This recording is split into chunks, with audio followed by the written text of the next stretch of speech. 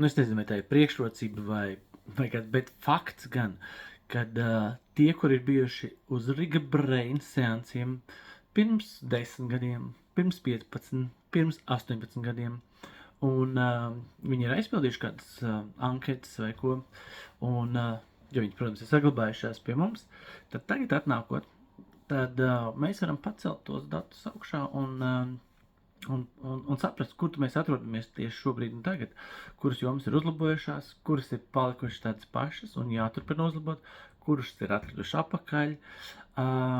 Tas tādā ilgtermiņa versijā, ka mēs cilvēki sakam, wow, vai pat tiešām bija tik slikti, ja?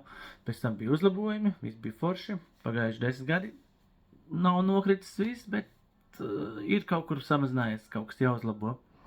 Tāpēc pieraksē, kā tu jūties šodien, lai zinātu, uz ko tiekties tālāk. Čau!